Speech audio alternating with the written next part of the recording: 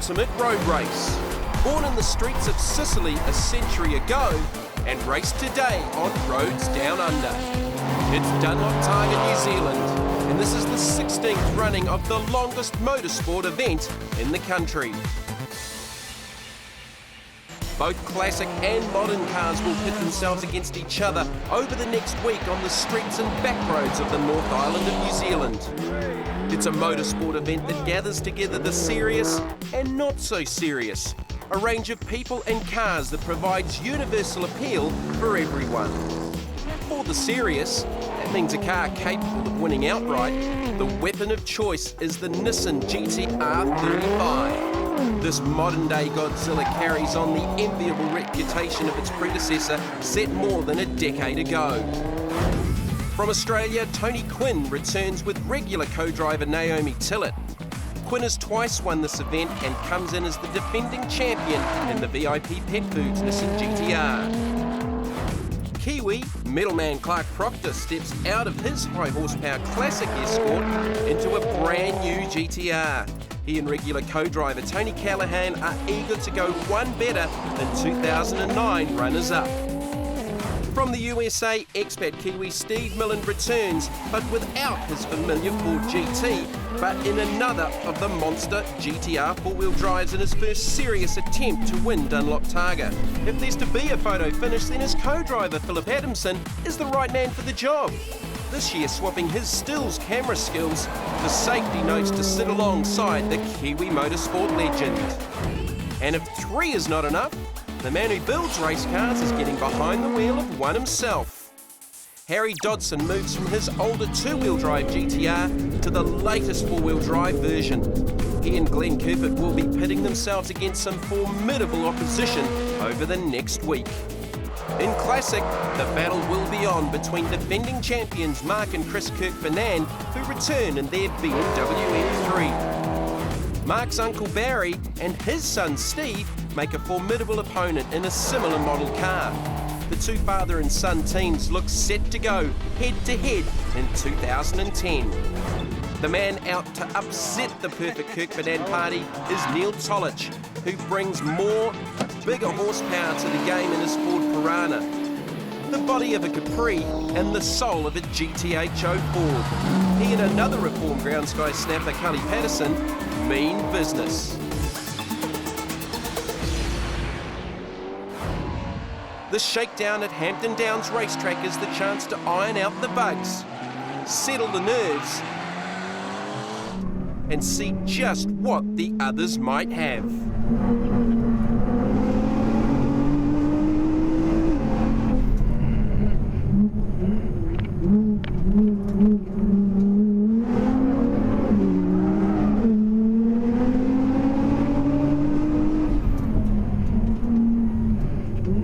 This is our in lap. It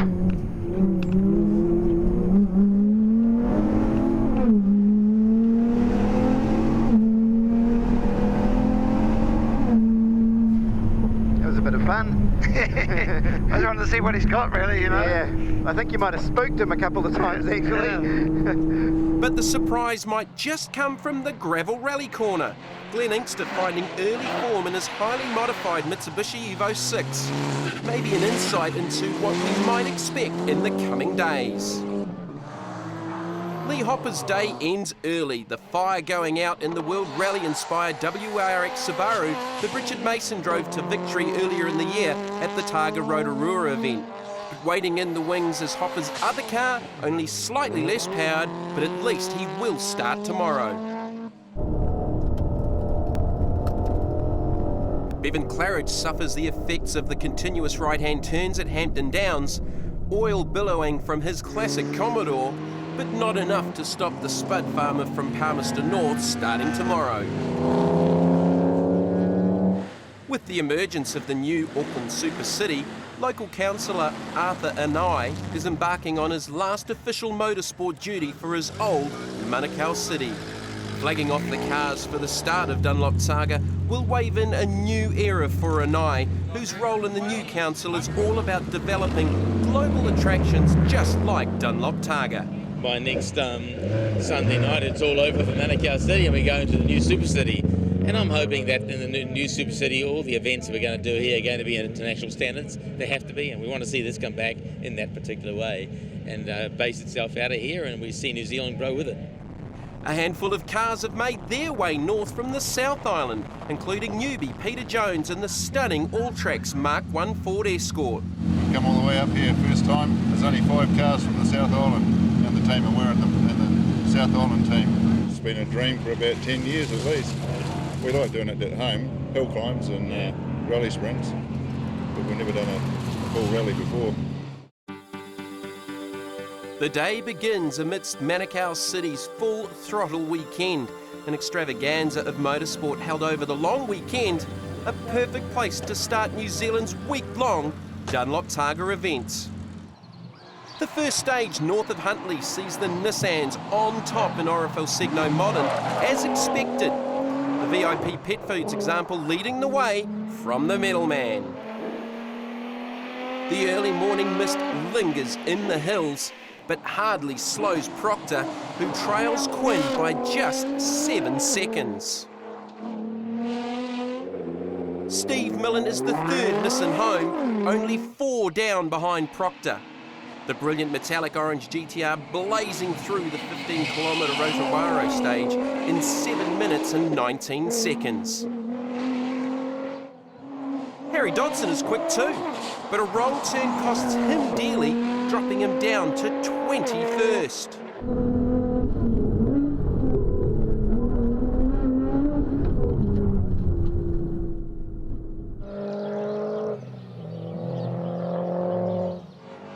Mark Kirkbanan comes out of the box fighting, taking 7 seconds out of Neil Tollich's time to lead the way in Middleman Classic.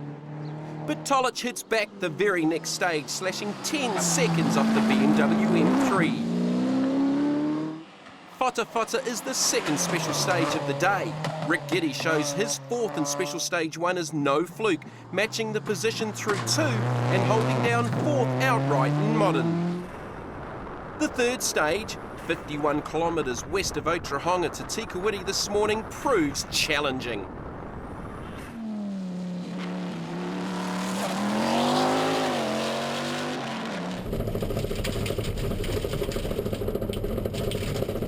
Chris Lane in his Audi Quattro is not new to Targa, but the paint job sure is, standing out amongst the scenery. Unfortunately for Lane, the Quattro cried enough early on, and he pulls up mid-stage with a suspected broken drive shaft.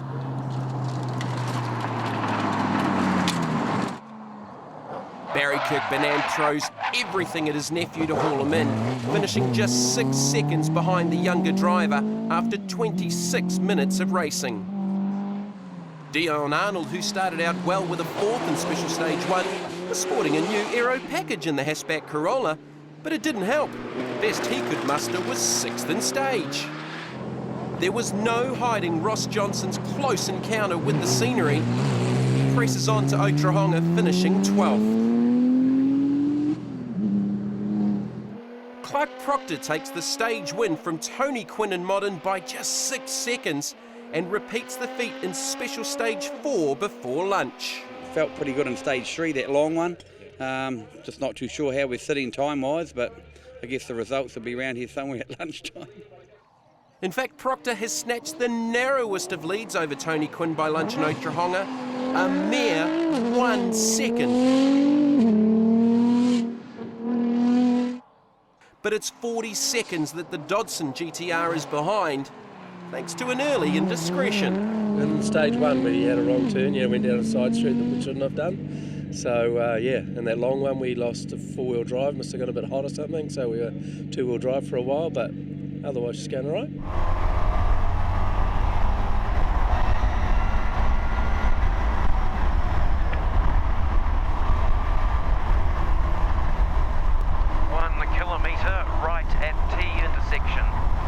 In the classic camp, Neil Tolich has been serving it up to the BMWs.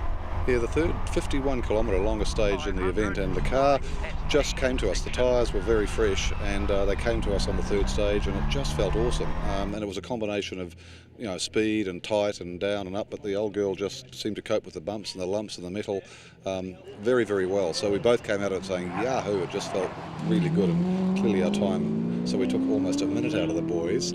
However, on the last little shorter stage, they've all hauled us, you know, we're neck and neck again, so I think it's going to be a great battle if we all keep it clean for the next 5 days. 500 right at T intersection.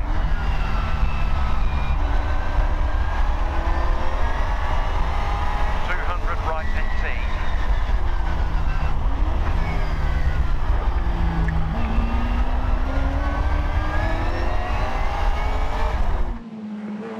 Further down in Middleman Classic, Mike Lowe has come up with yet another modification for his Feta Bath. Let's face it, after 16 years, you'd expect he'd be getting it together, wouldn't you? Well, last year, if you might recall there, we had snow, and driving in snow, we've never done that before, and it does tend to fog the windscreen. So we decided to improvise using another classic piece of Kiwi ingenuity, a 12-volt hairdryer.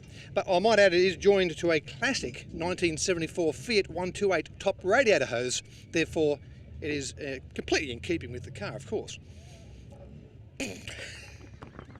Back out in stage after lunch, Glenn Inkster dishes things up to Steve Millen, sneaking in front of the Stillen Godzilla by just 1 second. By the end of stage, Quinn and Proctor are equal leaders in Orifel Segno Modern. The final stages of the day traverse the west coast from Kawhia to Awakino. In total, 75 kilometres of closed roads through the back blocks of the North Island. The long legs of the V8 stretch Neil Tollich's lead in Middleman Classic over the Kirk Bonanz. But Garth McGregor pushes his green Tirana on through the countryside to haul in another BMW of Andrew Smith. McGregor is fourth fastest.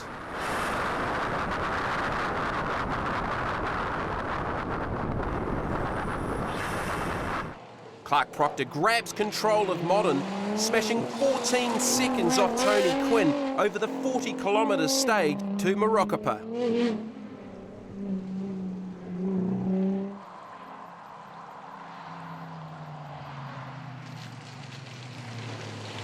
The only road south is long, tight and winding, and concentration is paramount. Goes left, then goes right. By special stage 7, strain is starting to show on cars and crew.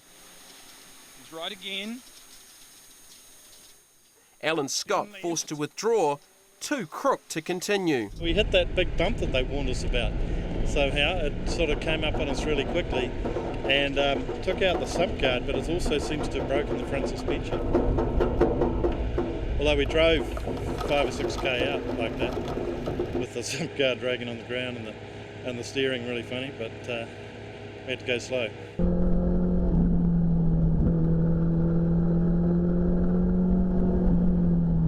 Two years ago, Ewan Burke blocked the stage with his T-car, TG Sports, wedged firmly sideways across a one-lane bridge.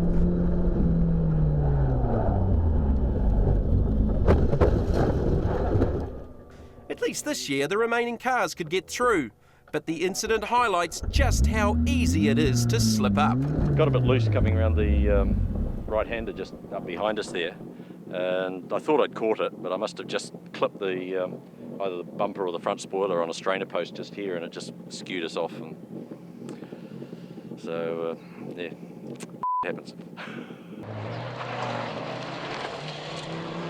And while on the topic, painting his car bright yellow was designed to draw the media's attention to Chris Lane's Audi Quattro.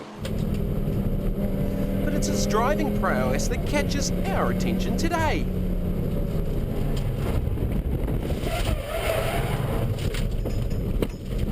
Just coming through a corner and just got into a loose patch of broken bit of seal, and that was just enough to pinch it, and it just locked everything up and then just spun us around and spat us off the other side of the road. And the Zoom Zoom has gone from Peter Van Bruegel's Mazda 3 MPS. We Broke a drive shaft about 10 k's up the road because the guys that had broken down just told us they could hear it clunking all the way, but it seemed okay until about 2 corners before, and then we lost drive altogether, and just coming out of this corner it's a bit of a bump with no drive. Just got a bit tail happy and caught in the ditch. It's an inspired drive from Nick Cooper, who powers one of the largest cars in the field through the final stage of the day. The doctor from Epsom dishing out Mopar medicine to everyone in his way to finish inside the top 10 at the end of the day.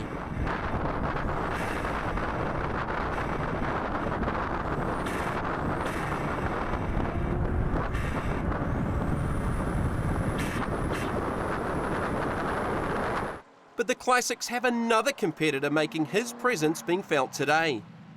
The normally quick pairing of Warren Glassford and Nigel Patterson have been lured into the Kirkbannan camp to challenge for the Targa team trophy. So now the already long surname is even longer.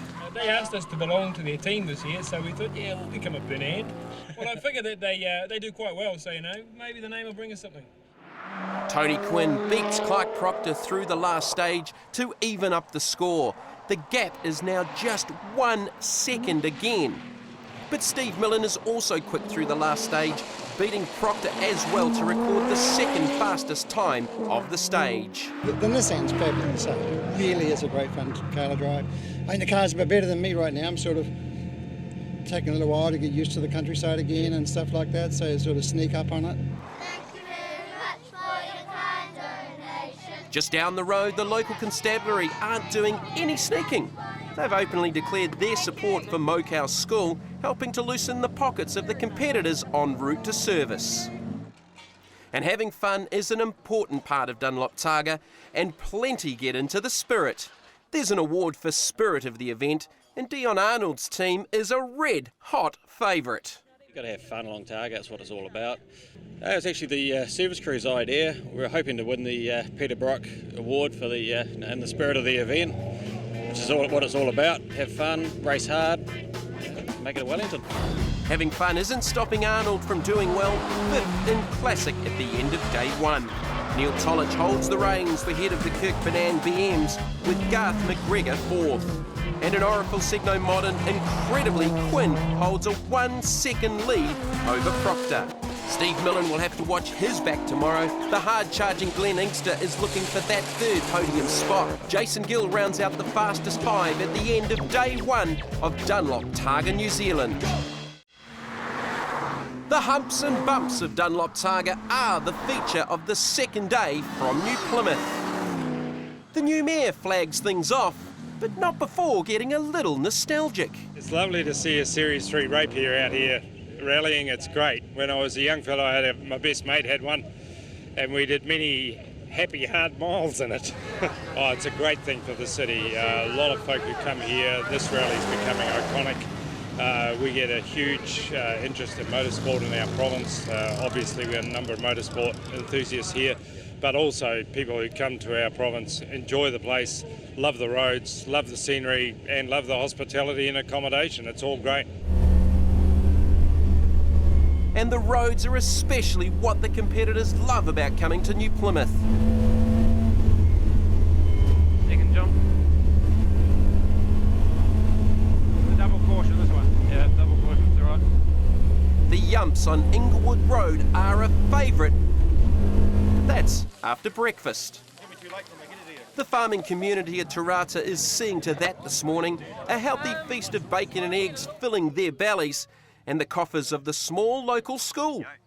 A small price to pay for being able to race on these fantastic country roads.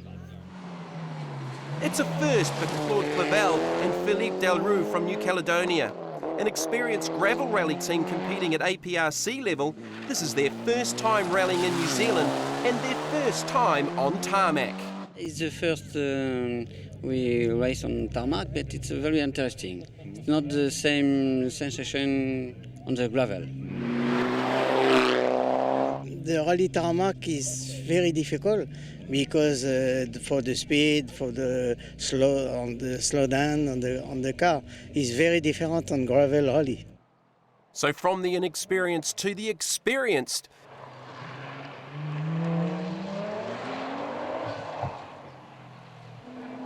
our modern race leaders are locked in battle in the Nissan GTRs. Yeah, they're a good car, mate, and it makes a really average driver look sensational, which is why we're both looking sensational right now. Yeah, I'll go for that. But I think today Tony's going to pull a bit of a big lead on me. You know, Wongama is his forte, really. He's been in and out of there more than me in this car, so it'll be interesting, but it'll be a good fight, a good fair fight. Jonathan Shapley discovers early this morning that it isn't breakfast that's a bit greasy in his Mitsubishi Evo.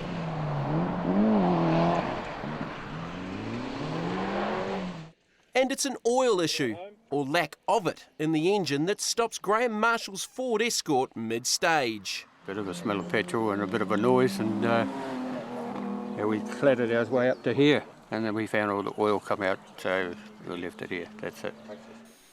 The Brit Subaru WRX is in the hands of Graham Wong and George Patterson. They've been warned about the tightening left-hander. Must be very close to our corner. I think it's a little way yet, but it's this sort of country. Yeah. There, it's a box on the right-hand side there. Well done.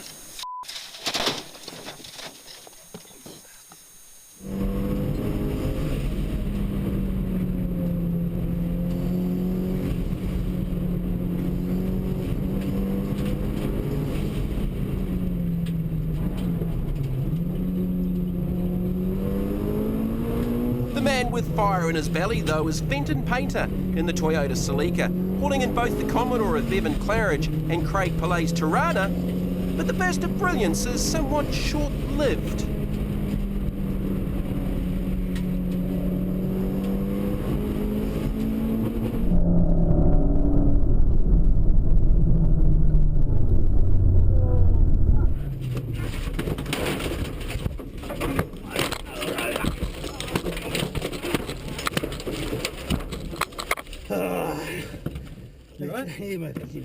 Painter and co-driver Peter Walker are fine after their roll in the hay, but the Celica will need just a little bit more than a makeover before the next Targa rolls around. There is air at the Yumps in Special Stage 9 as expected, but after all of these years, few lose control. Jump! Next jump coming up.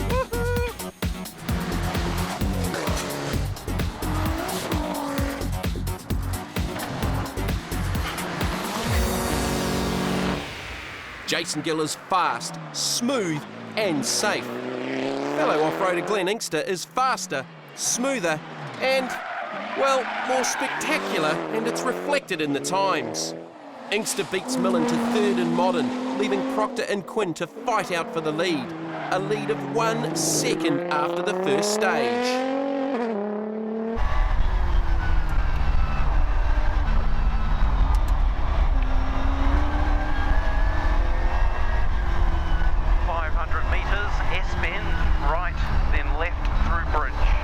The Forgotten Highway is the signature stage for the day. 200. 40 k's into Whangamomana and 40 k's out. There's only one road and it's closed for the day and more isolated than normal. Whangamomana is the King Country's rebel child. So isolated locals have formed an unofficial republic and seemingly separated from the rest of New Zealand. Here time stands still until Targa comes to town once a year.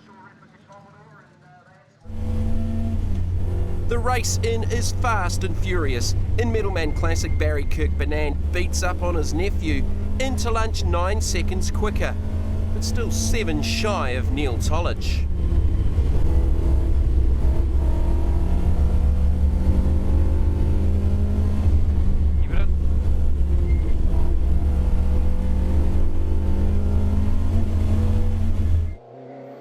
Sure, the long straights are good for the high horsepower boys, but everyone's speed limited by GPS to 200 kilometres an hour, and that means getting up to speed and around the corners is the most significant aspect of racing.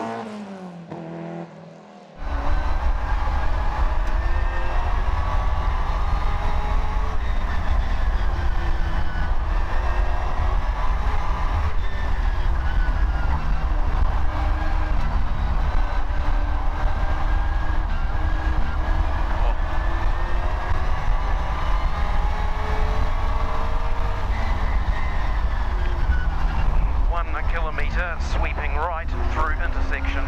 In the heart of the King Country, manhandling the V8 Piranha through the hills is no mean feat.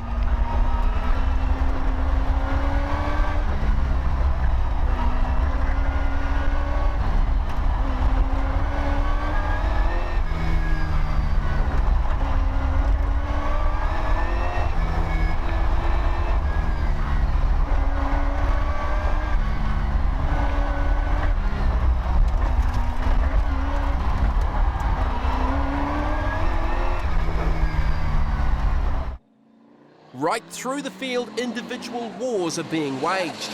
Right now, Chris Lane's Audi Quattro locked in battle with Paul Halford's Maserati Trofeo. Perhaps an unfair match in other circumstances, but Targa is the great leveller of competition.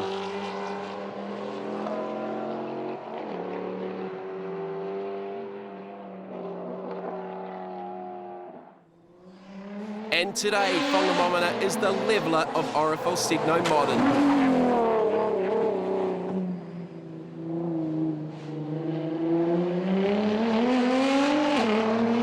Clark Proctor suffering a suspension failure, forcing him to reduce speed just to make the finish. He drops a minute and a half to Tony Quinn by service in Whanga. Have you got some in the truck? I haven't got one in the truck, but all we need is a standard. It's just a standard ball joint nut. Somebody with with that a garage Nissan. over there. If he's got a Nissan, someone with a Nissan might have one. Don't take one off of my car, you fuck. For the most, Whangamomana is a relaxed affair. All cars must be in for lunch before anyone can leave. For the Targa Tour competitors who normally travel through the stages half an hour before the main competition, this is the chance to catch up with everyone else. Rick Bentham and his dad Jeff are on their first Targa, and Tour seemed like a good place to start. Well, didn't know a lot about a week ago. Got approached by Motorsport Services to lease their car. We picked it up and we're here this week. So, what were your expectations? No idea really, because never done anything like this before. But great, really loved it so far. My first day's driving, man, he's take a bit to keep up with his old man. So he's done very well actually. I wasn't expecting him as quick as he was, but fantastic.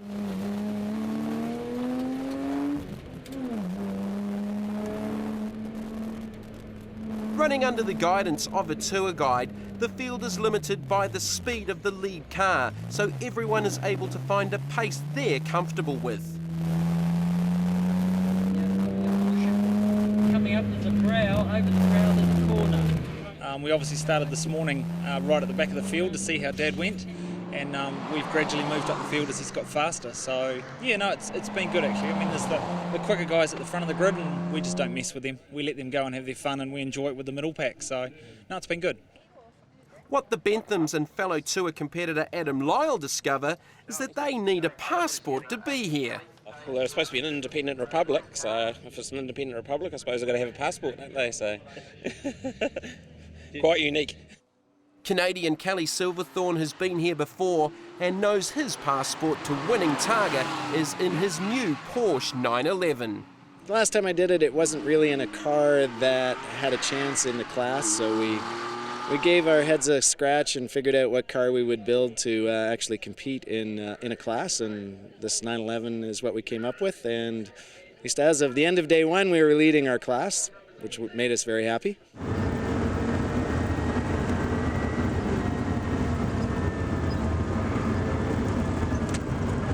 He and co-driver Dwayne Bentley are well on the road to forming their own Targa on the other side of the world in Canada.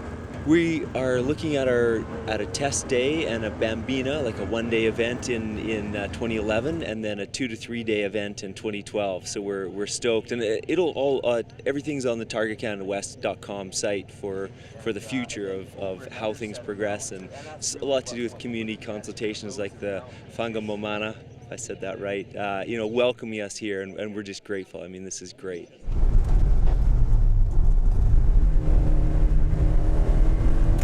There have been plenty of husband and wife teams in past Targas, but this year Terry and Robin riding know it was this event that caused them to yell at each other for the first time in their married life. Tight, corner, hook, right. Yeah, we've got no intercom and no trip meter, so in stage 3 yesterday we lost the trip meter, stage 4 we lost the intercom, so Robbie's having to yell at me, and we've got pretty good helmets, so it's pretty hard to hear. So we've been together 34 years next week, and we reckon it's the first time that yelling at each other's been acceptable. Keep it in, keep it in, keep it in. 15, real hook, left. No, he's very good, yes, but we have our moments, but not a yelling match, no. We're at this where I'm literally yelling at him because he can't hear me through the helmet, so my hands are moving as well, sort of the cautions, 1 caution, 2 caution, the fingers are going there, so, but we're managing very well, yes. The Targa Tour heads off on the run back to New Plymouth. Tour leader Greg Paul controlling the pack from the front, but he'll hardly be a restriction for the group of enthusiasts who have bought in a range of cars, from an old Anglia race car to a Ford GT. This is Sunday driving in style, and it's only Tuesday. Clark Proctor turns the table on his mate Quinn on the way out 15 seconds quicker. He'll need to keep this up to haul back the more than a minute deficit from his problems on the way in. Mark KB returns the favour to his Uncle Baz and Neil Tolich, quicker by 15 seconds en route to the Taranaki capital. Without misfortune, he'll be hard-pressed to match the pace of Tolich, but small individual victories like this will leave him smiling. Hard on the heels of Mark Cole's 328 BMW is Dave Rogers in the Evo 10. Unlikely competition totally at home in Dunlop Targa. But just around the corner lurks the Dobby brothers and their Nissan GTR 32. They've reattached the turbo boost hose that cost them 7 minutes on the way in, and now we have a real race on our hands.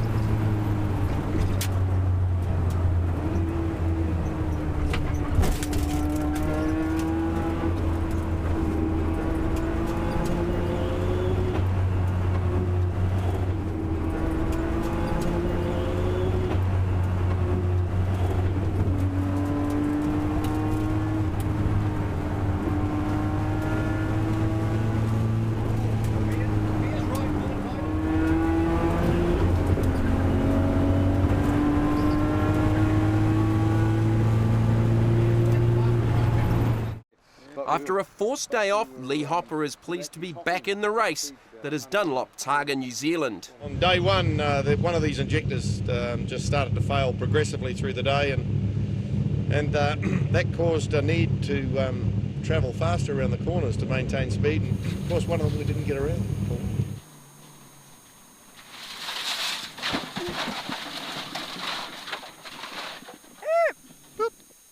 That's the way it is.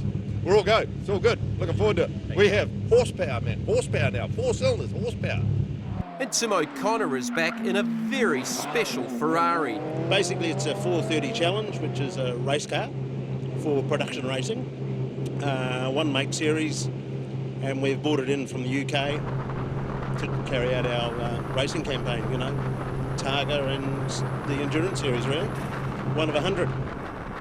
The things we do with our expensive race cars. Enzo would be very proud of you, Tim.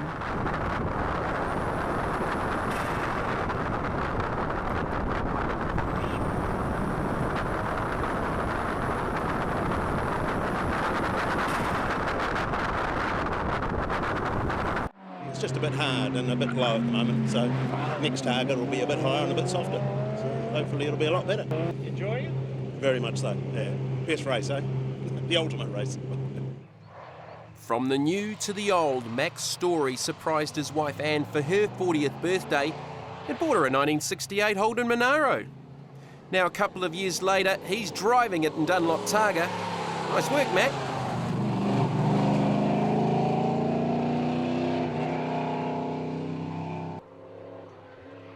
Well, that's not all the story, though. Mac normally races a Porsche in Targa, but this year Anne put paid to that. I just thought it'd be a nice change for him. We went for a drive to Medicana one day and a few weeks ago, and I said, how about we do the Targa? Would the old dear make it? And how would you like to do it? And he thought very carefully, and it was pretty quick, the response, actually.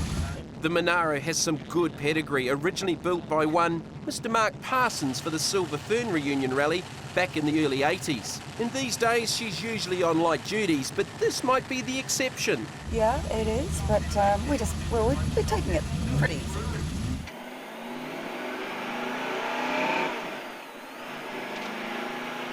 So 5 kilometres. The drizzle this morning brings rise to another important issue for the husband and wife team.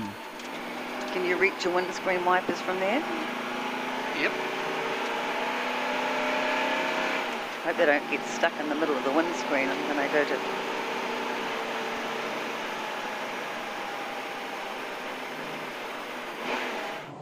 The light rain adds some spice to Special Stage 12, being very careful on a corner renowned for carnage. But thank goodness for Glenn Inkster. Well, the crowd have been pretty disappointed, and he was only 6 seconds behind Tony Quinn, matching Jason Gill. And Clyde Proctor shows the signs of a close encounter with the scenery. I slid wide on a corner, a little bit wide, and went into a bit of a drain.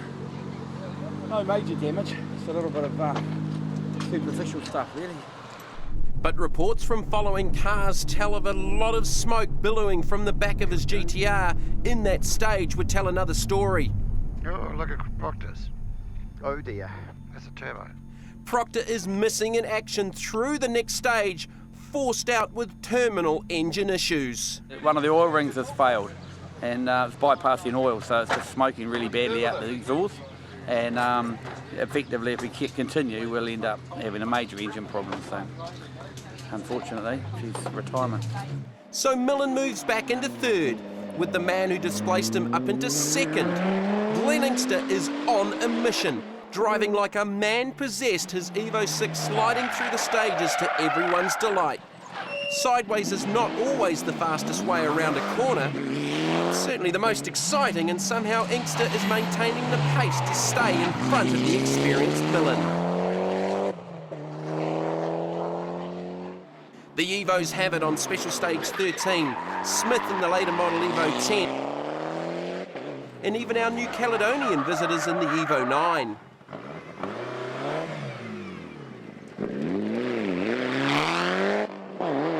There's an intersection coming up, like 500 metres.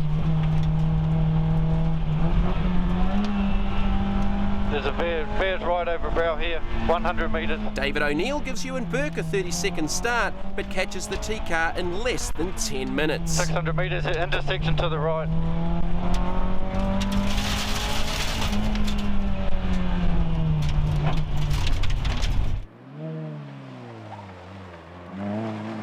O'Neill's Honda Civic is quicker, but Burke stays with him through the tighter winding road to Ratapico and the finish.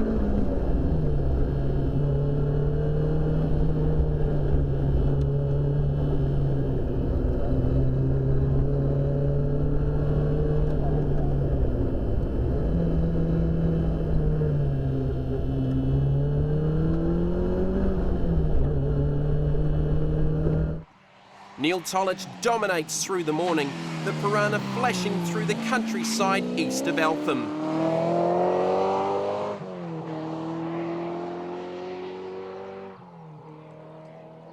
And Steve Millen lifts the pace, just 2 seconds behind Quinn over the 11K special stage.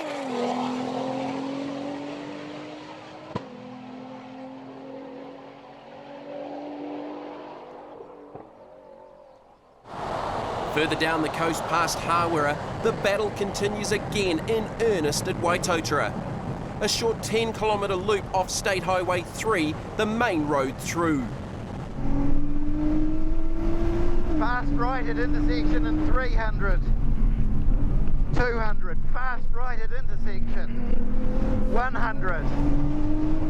Orifel Segno Modern is again Australia 1, USA 2, New Zealand 3. Millen beats Inkster for the second stage in a row.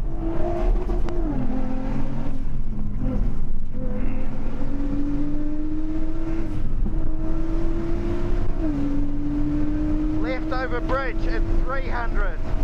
200. 100, left over narrow bridge.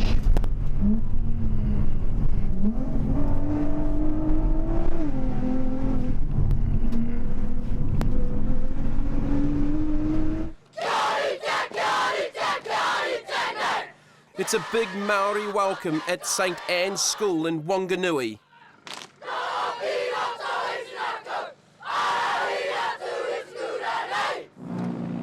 One of the wonderful things about Dunlop Targa is the stories. Regardless of what actually happens, word always travels fastest about the extent of damage cars have sustained. Already this event, Lee Hopper has completely destroyed his WRX, Clive Proctor has written off the back of his GTR and blown the engine up, and now word comes in at lunch that the Ferrari F430 has been written off. The F430's now two F215s.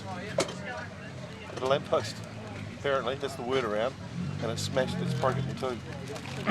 There's some footage for you. Well, there you have it, you heard it first. Fortunately, it must have been a small lamppost. We're back here, we just finished that last stage, which was good, so we missed two.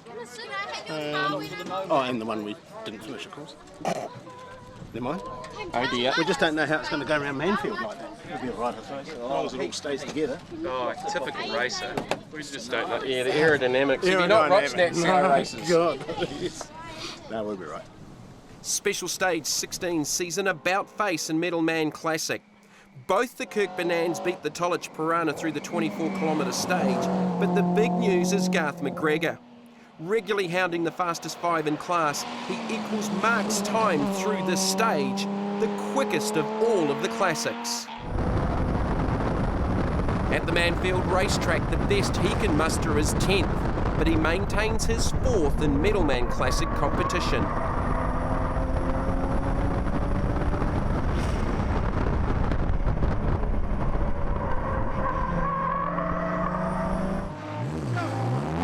And Tony Quinn, despite his consistently quick times, is looking down the barrel of 4th in Modern after a speeding irregularity. The fastest cars are all GPS tracked and checked for speeding. Seems Tony has allegedly tracked at 204 kilometres an hour for just 7 seconds. And our data disagrees with that, so we'll find out tonight if they've got anything to go on. It turns out to be a heat-related issue with the official GPS equipment, and the penalty is quickly overturned. Quinn's domination of the Modern event continues. Glenn Inkster holds the narrowest of margins over Steve Millen, but well clear of Jason Gill and Harry Dodson. Neil Tolich has a handy buffer over the Kirkbanans, and Garth McGregor continues his good showing in 4th. Warren Glassford, aka Glassford Kirkbanan, joins the fastest 5 in Classic.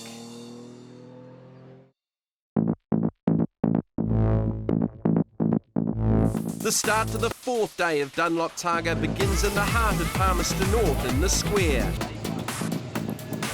It's the infamous Cops Corner this morning, back up at Martin, where there's sure to be some action though. But before that, a 36k run through Rangitikei. The first 12 k's are slated as a winding road, with man-sized drops before the road opens and becomes very fast. Plenty of single-lane bridges will keep drivers on their toes in the second half of the stage.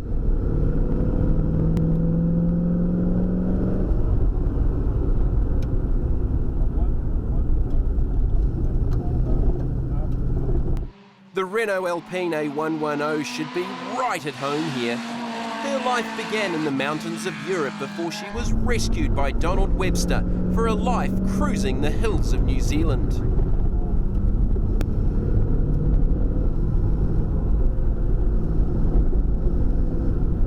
Bernie Highstand gives notice his Ford Capri is worthy of mention. 4th quickest classic through the first stage of the day.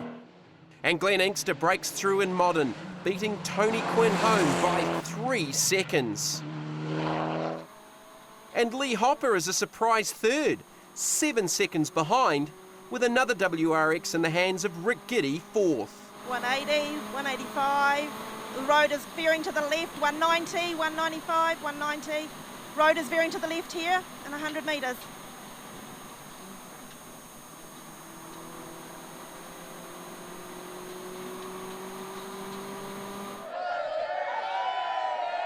Everyone's at Cops Corner. The crowd, the Lions Club, and of course, the paparazzi. The 000 cars come before the field carrying the celebrities. Racing Ray Williams carrying the local mayors and councillors. Former Targa winners Anton and Ann Tallett. And of course, let's not forget Shane Van Gisbergen, fresh from his battle with Jamie Whincup in the Gold Coast V8 Supercar Spectacular. And Giz was not about to let the gathered crowd down. Special Stage 19 is not judged in terms of speed, it's who puts on the best show. And outside of Van Gisbergen, remember he's not actually competing, there was one standout, but then we'd come to expect that. But plenty of others had a shot at the title, fortunately none with lasting scars or scares.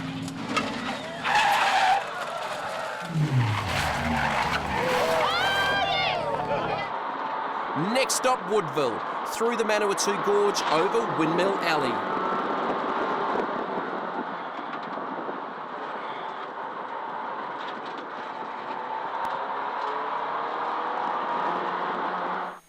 It's not actually until you're right up close that you realise the magnitude of the wind generators.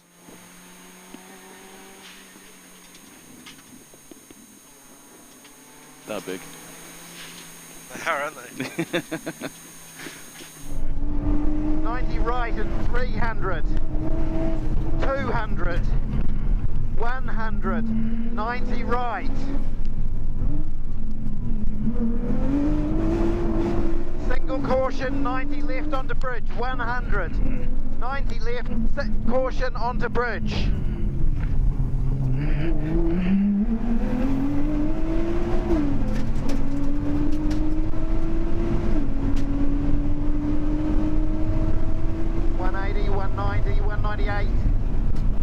Steve Millen is quickest across Windmill Alley, 2 seconds in front of Tony Quinn. But he and Glenn Inkster dead heat the next stage to 18 seconds ahead of the outright modern leader. Special Stage 21, Mangatanoka is in Tui country. The roadbook says it's really slow and winding. Yeah, right. Guess where lunch is? Alan Lewis's hybrid Datsun 240Z has muscled its way to the front of the classic field. The 800 horsepower supercharged V8 can be heard coming from miles around, covering the 25 kilometres in just 12 minutes and 9 seconds to record 6th fastest. The Tui Brewery provides sustenance for the drivers and their crews for the penultimate day of Dunlop Targa. While the beer trade today won't be high, the PR is, and the Targa sucks up everything else the region has to offer today, including great support from the Tararua District Mayor, Rolly Ellis. Shane Van Gisbergen has been driving the mayor around for the morning, giving him a taste of Targa. Now Shane has had to judge the school colouring competition. And the overall winner of the whole competition is Cameron Wright.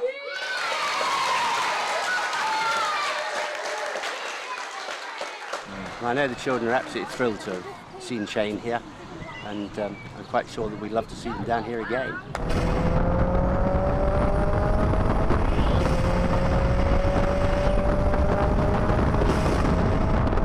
Barry Hare's Toyota-powered Mini is hounded after lunch by the official camera car. Alan Fretwell all over the back of the Super Quick Cooper, but Barry reckons he's got an excuse. But we had bald tyres at that stage and it was a bit damp, so he managed to keep up with me, which was a bit disappointing. But it was no trouble having him behind me. In fact, I admire him because he's right up my date. And he doesn't know when I'm going to brake or not, but he's a good driver, Alan, so yeah, it was fun. It was fun.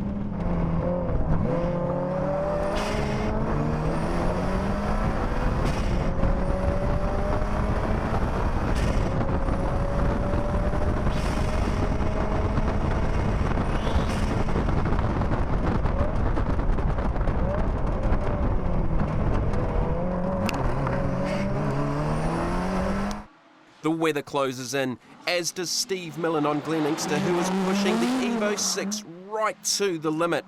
After this stage, just 8 seconds separate the young man from his childhood hero. When I started getting into motorsport when I was about 11 years old and watching on TV, Steve Millen was doing his winning, or all the winning in the IMSA series in America, so yeah, it was just cool watching a Kiwi do that, and then it was nice competing against him and having a yarn. It's good.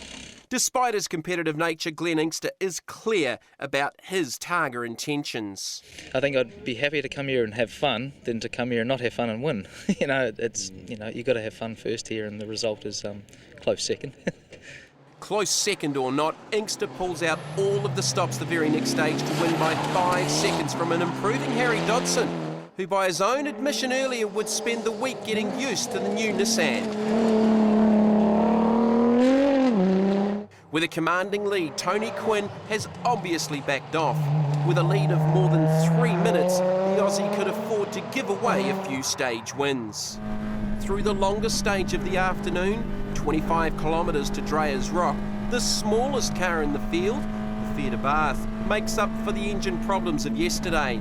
Mike Lowe and his long-serving and faithful Fiat are part of the culture of Targa. The car and its driver have been in every Targa event run in the last 16 years. Brent Hills makes an appearance at the top of Middleman Classic in this stage, one of several Ford Escorts in the event running in tarmac spec after a coveted career in gravel rallies for more than 4 decades. Pat Dillon usually races jet sprint boats with horsepower to burn, but this year the Targa bug caught him. He entered the Targa Tour to gain the necessary road racing experience. Today, Pat has joined the 2-day regional Targa event running in conjunction with Dunlop Targa. With some fast-track skills from the Targa Tour, he's now stepped up to the main game and isn't looking back. Well, the touring, there's some really fast cars and there's a lot of talent in there. Those guys, a lot of them have done it before, so they know what they're doing. They're not taking a lot of risks, they get a lot of speed. And it was just fantastic. It was definitely the best thing to do. Definitely, I'd recommend it to anyone. We've had so much fun. It's just incredible. Ian Coleman is another jet boat convert trying his hand at Dunlop Targa. I think we jet sprinted together for years. I was a driver and I scared him for probably 5 or 6 years, so it's his turn to get back at me, you know. And I'm doing that. It's raining, but there's still a mandatory car wash at the Martinborough Fire Station. Sure, the cars are clean, but for the locals, it's more money in the community pockets. With a day to go, Barry Kirkbernander's all but given up on a classic win. We can't give up with Neil. We've given up the chase. We're just trying to keep in touch with Mark. Although he's been in pretty regularly. We just got to sit where we are and finish where we think we are at the moment. We'll be fine. We're happy. We're having a ball. In modern, Jason Gill is just as frustrated. Struggling. Yeah? No, we're still going. Yeah. Going all right. We're in, where are we, 4th? Minute 31 Millen, minute 30. Dodson's minute 30 behind us. I think it's a case of sitting and waiting now. Tried hard all week, and yeah, it's a matter of seeing what happens now. What happens from here is a run over the Rimituckers to the Hutt Valley. Time for a geology lesson with Glen Inkster's co-driver, Spencer Wynne. Pretty solid rock, eh? Yeah. Must have been from the Mesozoic period, about 349.3 million years ago, when the lava flows crossed New Zealand and then were pushed up by tectonic underflows. Is that what you're thinking, Glenn? Yeah, something like that, mate. Something like that. Cool. She's wild at heart, a windy welcome to Wellington for our New Caledonian visitors. Just one day remains in Dunlop Targa for 2010. Je m'appelle Claude Clavel, je suis en compagnie de Philippe Delrieux Et on nous aimerait bien terminer ce Targa 2010 dans des bonnes conditions. Merci. And with that, we'll be back in a moment. The final day dawns without rain and looks set to go down in the record books as the best weather Targa has ever seen. Perhaps that's why there haven't been as many thrills and spills this week. And speaking of spills, Richard Mertens has helped Lee Hopper out to make sure he doesn't have a repeat of last year. Giving us these water wings, which you can see are nicely affixed to the rear vision mirror, is an extra safety precaution. It's possibly going to be written into the rules in Targa for future years, I think, particularly for the Wellington legs, eh? The Legal Eagle from Hamilton has had an incident-free run this year. Apart from one engine mount issue and a cracked windscreen, we've got no problems, touch wood. And that's what he thinks. One last one. All done.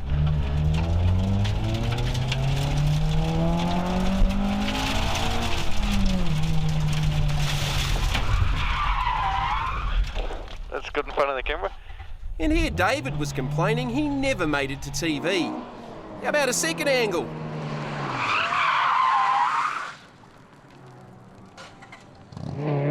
However Zeph Curry goes one better.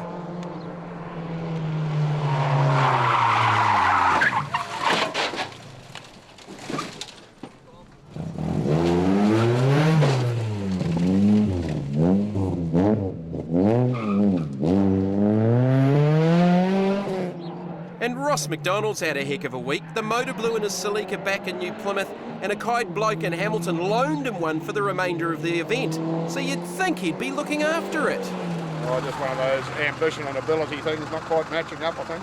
Just a wee dab on the brakes, a nice little bit of slippery tar seal there, and she was over before we knew it had started. All right. But the car's okay. The boys can get it out, we'll be just fine. We'll be away again. The final day of Dunlop Targa takes in several repeat stages, from the Shelley Bay waterfront to the twisting road over the Paikakariki Hill. The rumour mill has been hard at work.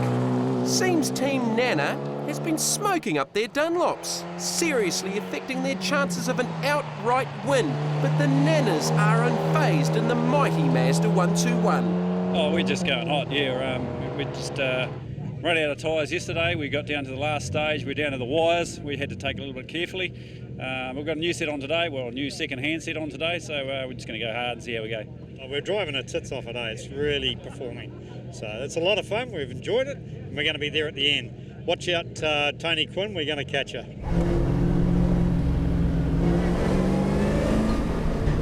Bloody hell, what a goat track. Nick Cooper has continued his great drive this week, lifting the big V8 Charger up into 5th outright in Middleman Classic.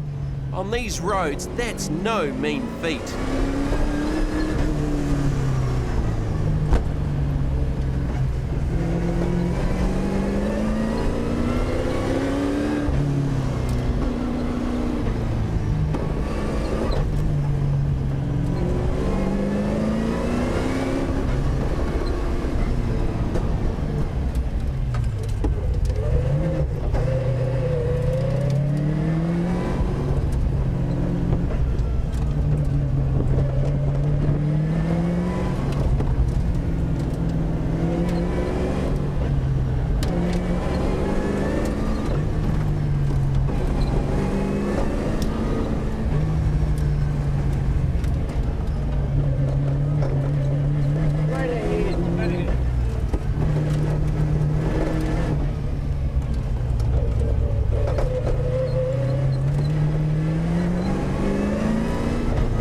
Big drop for the next 600 metres.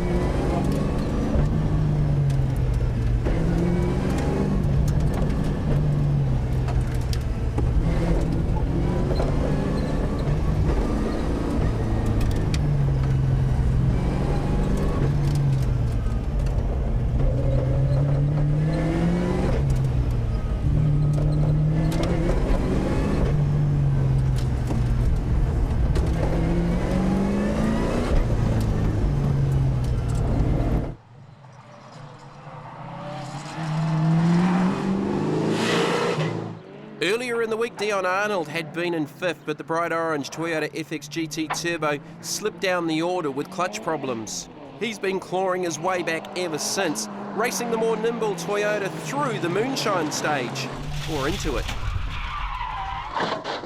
We're meant to make it to the finish line. It's a co-driver's birthday today and all, and I said I'd get her to the finish line, across the finish line. So somehow we're going to make it on a trailer or something. We're going to get it across, but yeah, no, it wasn't part of the plan. But What do you think happened? Not too sure. I think we sort of cut the corner a bit too much, and we got in the pine needles and just lost no grip. It just wouldn't turn in, and just kept going straight ahead. And no matter what I did, it just kept on going straight. Word goes around that the power's gone off in the area, and no one knows why. The race is still on, so it can't be too serious. It was standing out when we come here, but we come in a little bit too fast and shot and hit it straight on the quarter. Yeah, no, I'm fine, yeah. Passenger's a bit nervous, a bit shaken up, but he should be used to it by now. And we'll just, get fixed and carry on. Over the hill at Paikakariki, Ross Johnson pulls one out of the bag and claims 4th fastest in modern across the 13-kilometre special stage.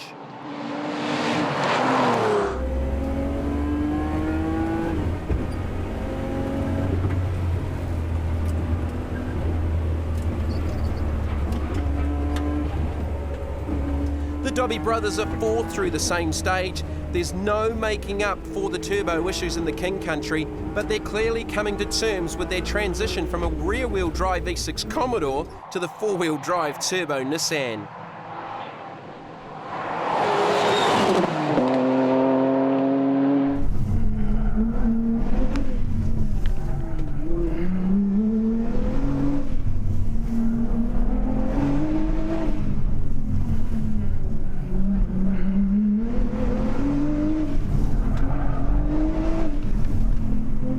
Glenn Inkster and Steve Millen have been battling all week. Different cars, different ages, different experience, but in the end, oh, so close. My problem was I've only do this every 2 years, and I lost a lot of time the first couple of days. I was trying to find out where my braking points were and all that, and I just lost a lot of time. Now we're competitive, but it's too late. We're running pretty darn hard, we're running hard as we can, but I'm old enough to be his father, for goodness sake. And he should feel sorry about such an old man here, having a go at him. And I'm proud he doesn't feel sorry for me. While Glenn Inkster has been stealing plenty of the limelight all week in his tussle with Steve Millen, there's another speed merchant by the name of Glenn who's been quietly working away at the times. Currently in 6th outright in modern, it's Glenn Smith, and he's relishing the opportunity to try out the tarmac. Being on gravel and being blind, that blind thing's a big thing, eh? I'm used to having every corner, know exactly what's coming up, and you're second guessing yourself a lot. The beauty about this no-note rally is things like I can get my mate that has never co-driven before, and he can come in the car, and we can have an enjoyable week, and just I reckon makes it a whole relaxing affair. Yep, it's tricky and it's dangerous, but notes can be dangerous too. There's no danger, however, for Tony Quinn. His quiet, deliberate approach to racing will deliver him a win in RFL Segno Modern. Like his mate Joe McAndrew, a previous winner, today watching from the sidelines, victory will be sweet for the first 3-time winner of Dunlop Targa.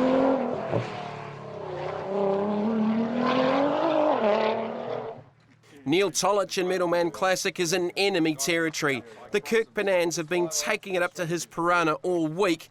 Despite the competition, Tolich is high in admiration for his adversaries.